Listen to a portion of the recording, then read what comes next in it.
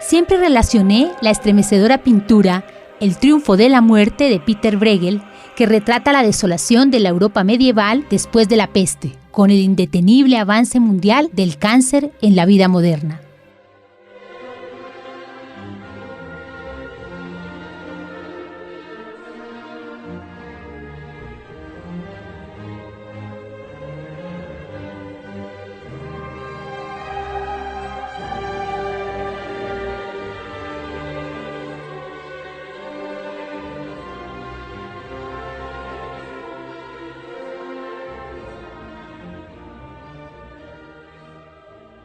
Cáncer, la palabra temida, el término maldito, como el Lord Voldemort en la saga de Harry Potter, es quien no debe ser nombrado. Pero si escojo a Sabines y su verso, no es Lord, sino príncipe, el príncipe Cáncer. Prefiero su nombre profano, el señor pendejo. Así lo desacralizo, le quito todo título nobiliario, le pierdo el respeto y el miedo. A lo sumo, lo entiendo, lo explico, lo describo, pero sin convocarlo a una reunión ni invitarlo a cenar a casa. No es bienvenido, ni pensar en hacerme su amiga. No le hago ninguna concesión, no merece mi sonrisa.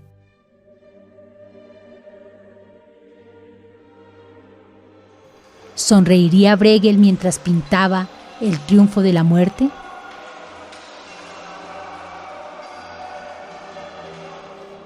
Hipócrates, Galeno y Avicenas, padres fundadores de la medicina, ya lo nombraban a este, el padre de todas las enfermedades, con su nombre actual, cáncer. Etimológicamente, cáncer significa cangrejo. Sí, como lo escuchan, cangrejo. Nadie se ha puesto de acuerdo aún, en 1000 años de historia, en los motivos de tan extraño nombre, el de un crustáceo del orden de los decápodos, para el bautizo de esta letal enfermedad. Unos dicen que obedece a la extrema dureza de un tumor, tan parecida a la de su caparazón. Otros sostienen que se debe a la espantosa idea de un cangrejo horadando las entrañas debido a los dolores muy agudos del paciente terminal, comparables a los que provocarían las pinzas y las tenazas de un cangrejo que nos devora por dentro. Y otros mencionan que es por el ahínco y la tenacidad con que este crustáceo no suelta a su presa.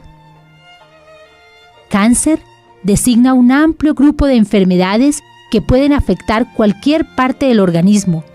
Una característica del cáncer es la multiplicación rápida de células malignas que se extienden más allá de sus límites habituales y pueden invadir lugares adyacentes del cuerpo o propagarse a otros órganos, en un proceso científico conocido con otra palabra, cuya mención produce terror: metástasis. Mientras avanza el tiempo de este documental, pienso en lo inevitable. ¿Cuántas personas en el mundo habrán recibido durante estos minutos su diagnóstico? ¿Cuántas habrán leído o les leerán el difícil término carcinoma? ¿Cuántas entrarán a una sesión de quimioterapia o saldrán de una de radioterapia? El cáncer comienza en una célula. La transformación de una célula normal en una tumoral es un proceso multifásico y suele consistir en la progresión de una lesión precancerosa hasta convertirse en un tumor maligno. Trabaja en silencio durante años y luego es tarde.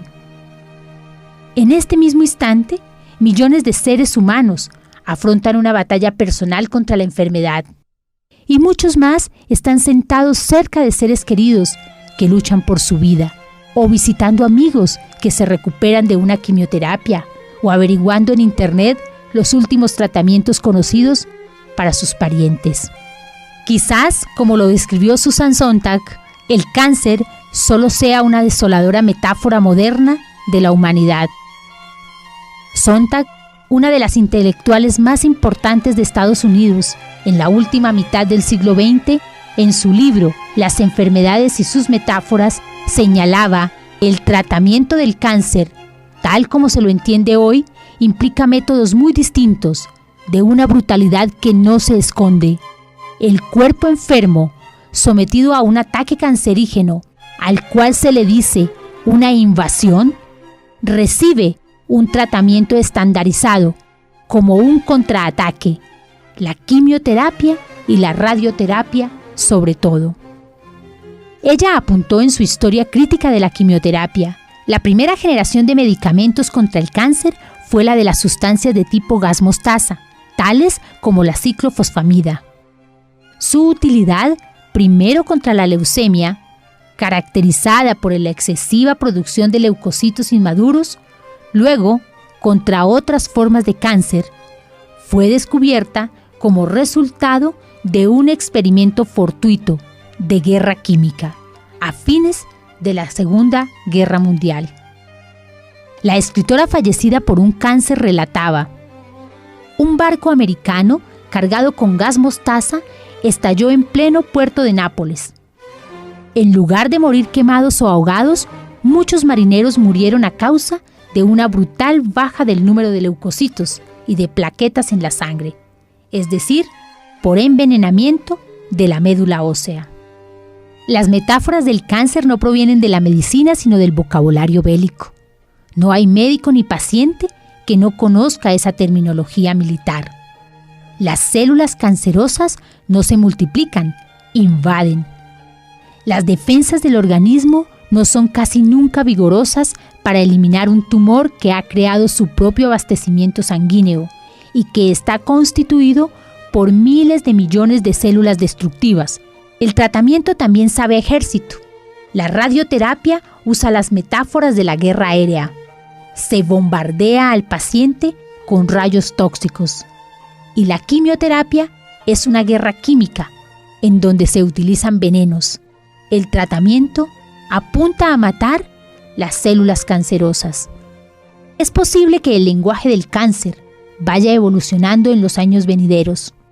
Cambiará radicalmente cuando por fin se comprenda la enfermedad y sea mucho mayor la probabilidad de cura. Es un lenguaje que ya está evolucionando, gracias al descubrimiento de nuevos tratamientos. Así como la quimioterapia va reemplazando a la radioterapia, es posible que termine por tratarse eficazmente el cáncer mediante algún tipo de inmunoterapia. En ciertos ambientes especializados, las ideas están cambiando y la investigación está concentrada en las reacciones inmunológicas del organismo. Entonces, será moralmente lícito, como no lo es hoy, usar el cáncer como metáfora.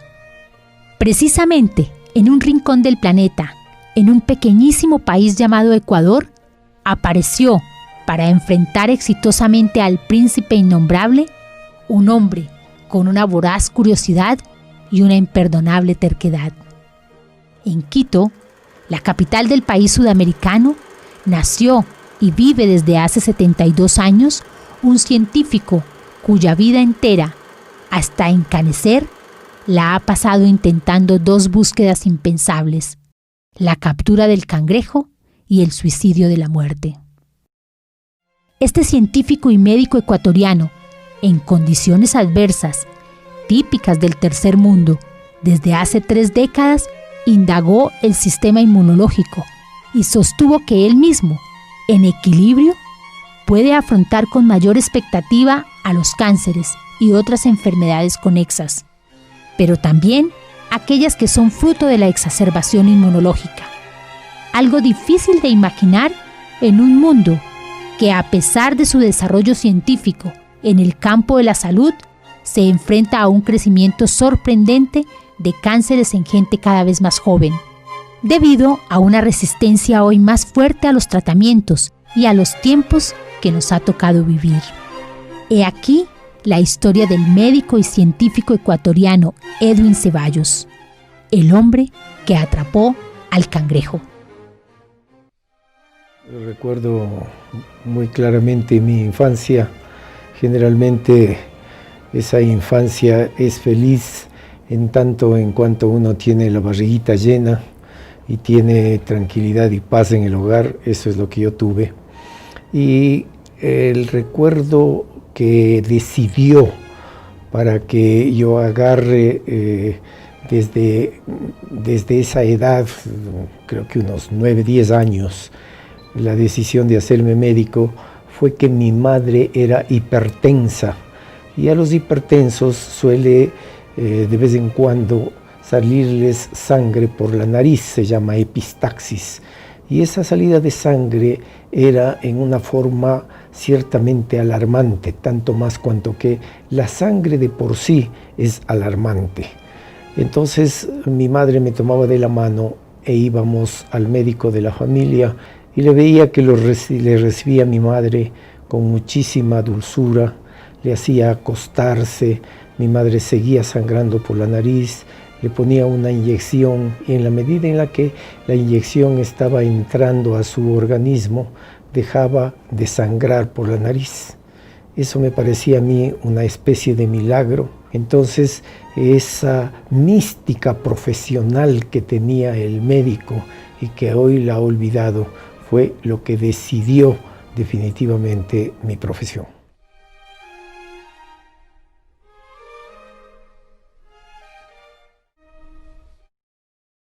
Terminé la escuela en la Escuela Municipal Sucre, era el abanderado de la escuela, y cuando pasé al Colegio Mejía, pues fue un golpe muy fuerte en cuanto a la forma como había que vivir en ese colegio. Y lo primero que tuve que enfrentarme no fue a la enseñanza, a la intensidad del estudio, sino a la intensidad de la agresión de uno frente al otro. Luego de graduarse de médico en la Universidad Central del Ecuador, Edwin Ceballos realiza su año de práctica en la Amazonía ecuatoriana. Se alistó en el ejército y, por ser médico, recibió el grado de teniente. Curioso e inveterado, como un niño asomado a la ventana del verde mundo amazónico, al médico teniente se le clava para siempre en la retina de su memoria un contraste.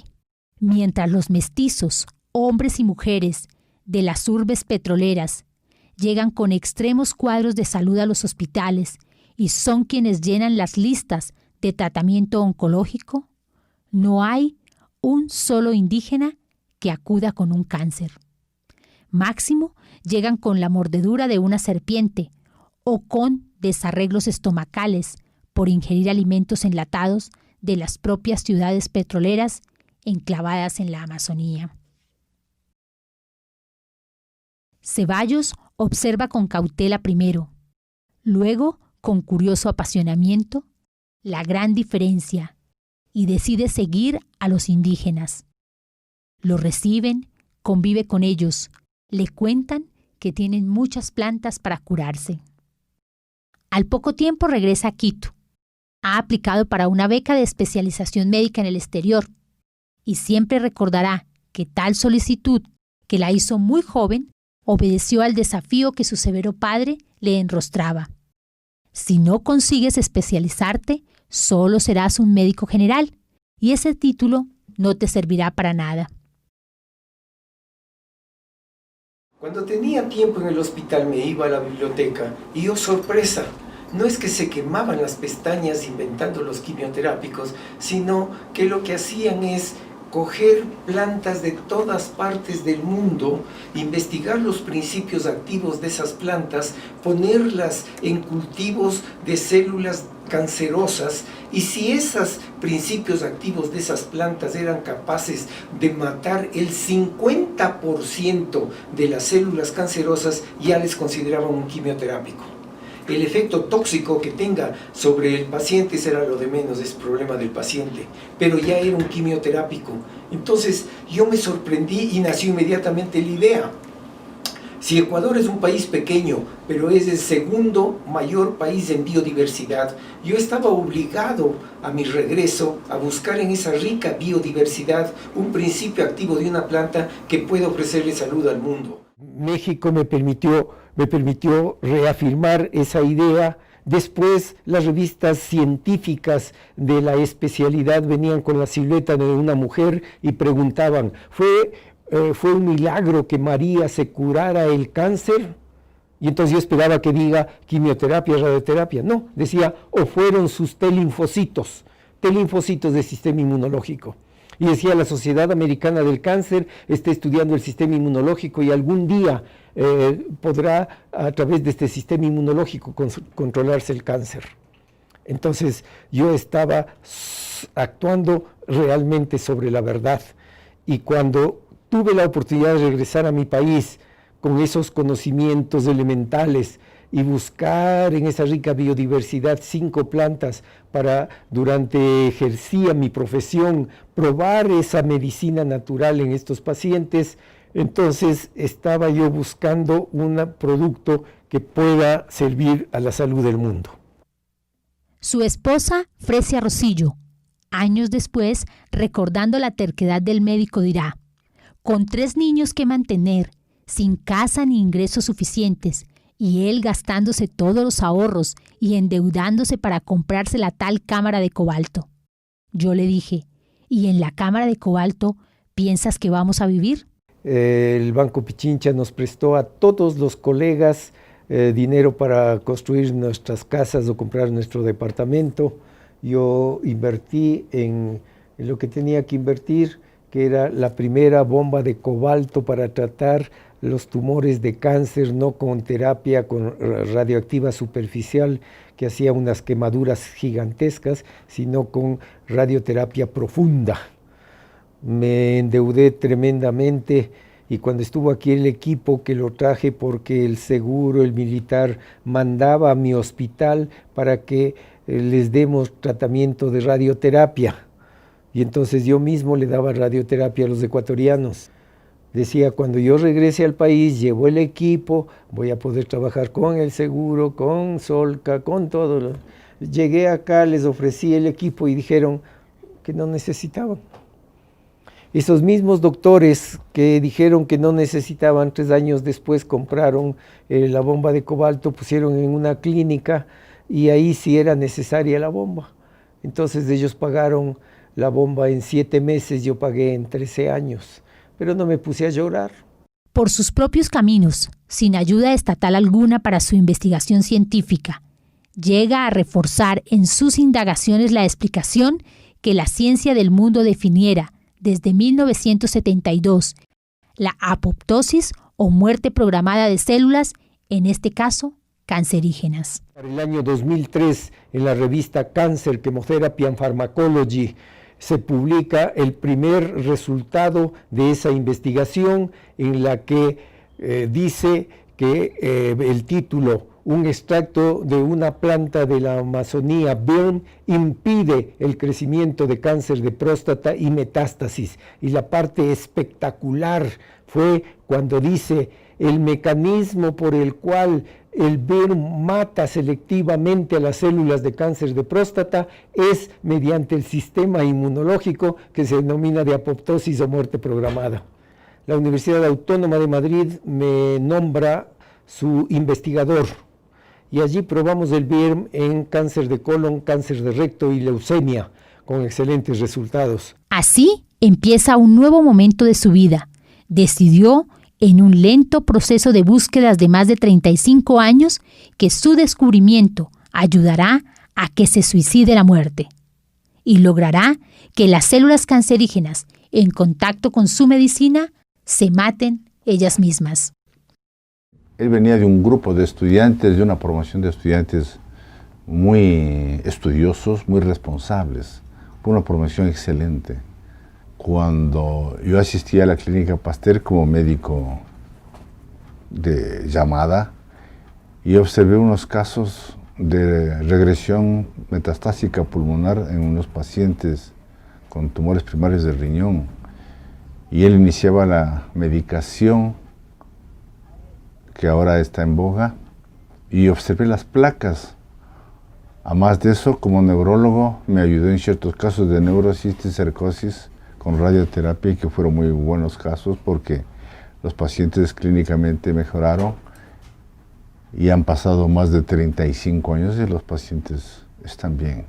Y yo lo que recuerdo es los casos clínicos observados, o sea, las evidencias de exámenes, por ejemplo, de imagen.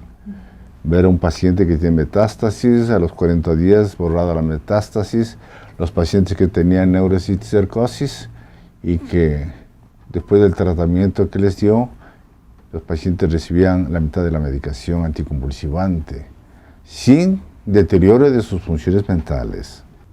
Si a mí me dan una esperanza de vida de 8, 15 días, un mes, un año, yo le agradezco eternamente. La vida es algo grandioso. Sus primeros pacientes fueron todos desahuciados de SIDA, provenientes de los Estados Unidos. Con su estrategia, logra que permanezcan estables y que tengan calidad de vida. Yo trabajaba en la Asociación Latinoamericana para los Derechos Humanos, en esa época era director para los países andinos, y el secretario general de ALDU, Juan de Dios Parra, sufrió una enfermedad grave, el cáncer. Y los médicos oncólogos le diagnosticaron el cáncer y no solo eso, sino que le dijeron que le quedaban algunos meses de vida.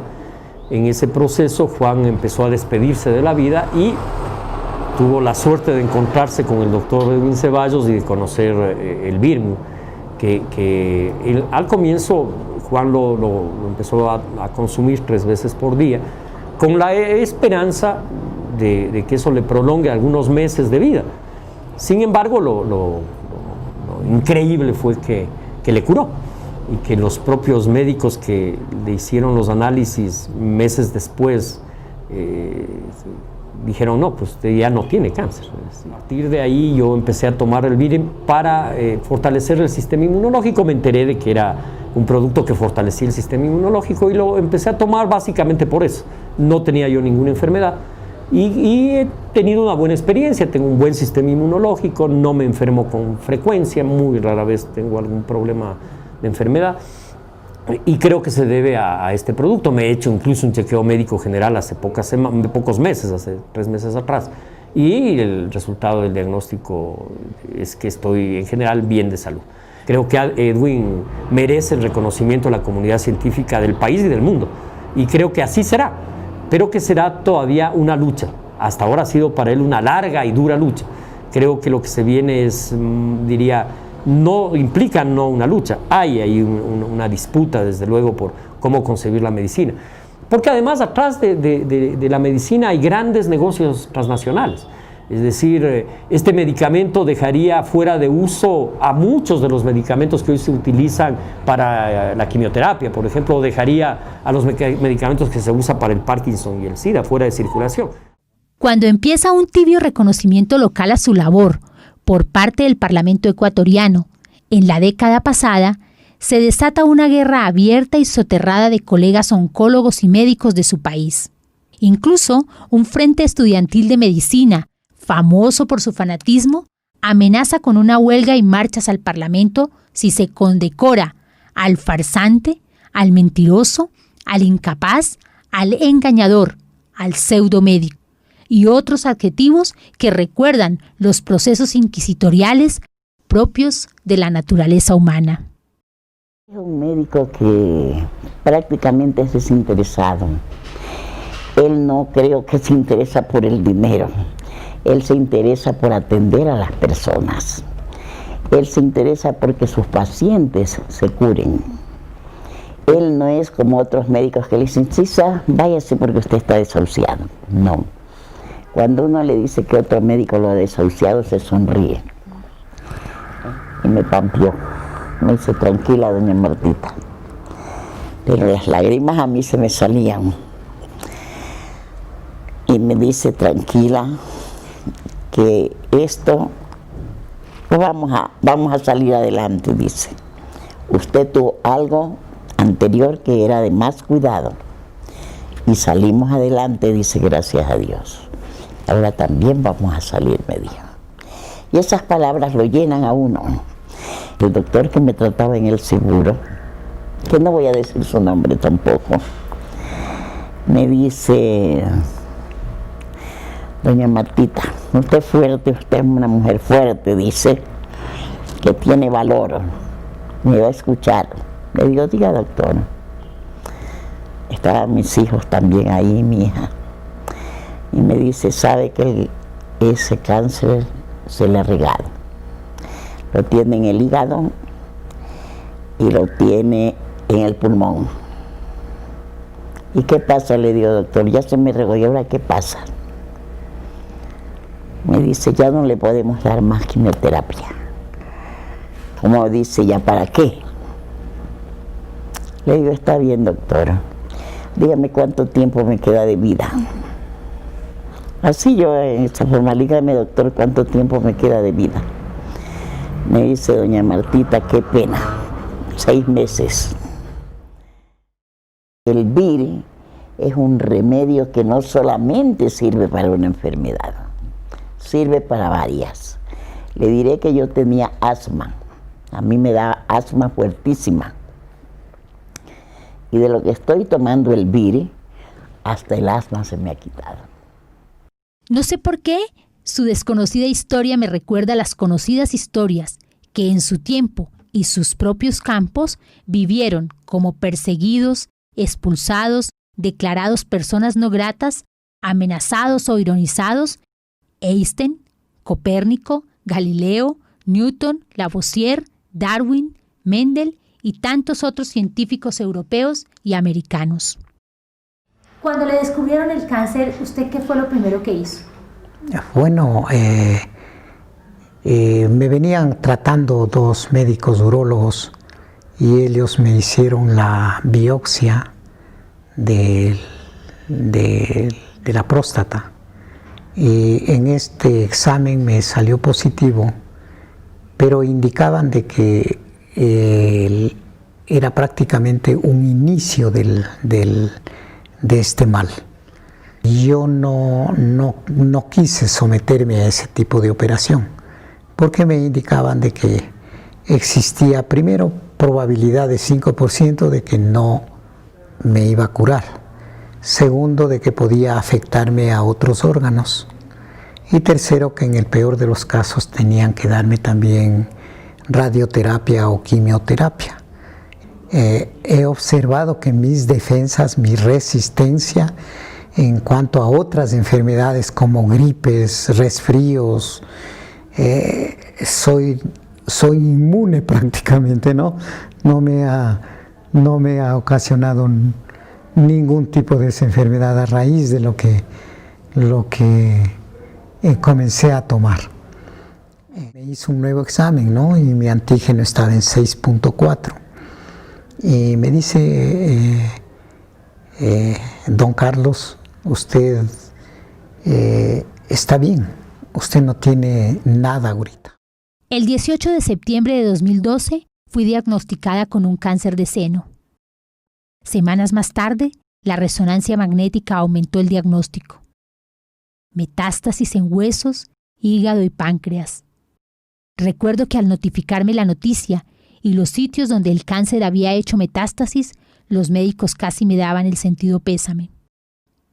Mi primer marcador tumoral, el 10 de enero de 2013, registró 519.4. Con el tratamiento del médico ecuatoriano Edwin Ceballos, el 3 de marzo de 2014, mi último marcador tumoral marcó 33.8 y obtuve estos resultados: desaparición del tumor en el seno y 0 metástasis en huesos, hígado y páncreas. Fue el primer médico en hablarme de cáncer y sistema inmunológico, y en plena desolación, cuando le contaba mi metástasis en huesos, hígado y páncreas, con sencilla delicadeza me dijo: no se preocupe, señora, aquí curamos metástasis. Creo que en la medicina, en la ciencia y en la vida se trata de romper con los paradigmas, incluso los actitudinales. Ese es el reto cotidiano y milenario de la medicina, y eso aprendí del doctor Edwin Ceballos, el hombre que atrapó al cangrejo. Con la primera dulcamara con la que hice la prueba, pude ver que primero mi perrito no se murió, y le aumentaba la concentración y no se murió, y le di a la máxima concentración y no se murió, sino que después ya venía a pedirme. Entonces la siguiente rata de investigación fui yo. Entonces yo me tomaba eso y pues me sentía muy bien. Después fue mi esposa, mis hijos, mis sobrinos. Los diferentes grupos de dulcamara, de las cuales hay como 1500 variedades. Este tipo probablemente está estudiado y recontraestudiado, pero lo que le ha hecho a este producto que tenga las propiedades que tiene es este tratamiento o esta biotecnología de modificación por oxirreducción. Me llamo Nelly Balbuena, soy comunicadora y docente colombiana. Trabajo como profesora en la carrera de Comunicación Social de la Universidad Politécnica Salesiana del Ecuador, y esta historia quiere ser un aporte de vida y amor a la ciencia y a la vida del mundo.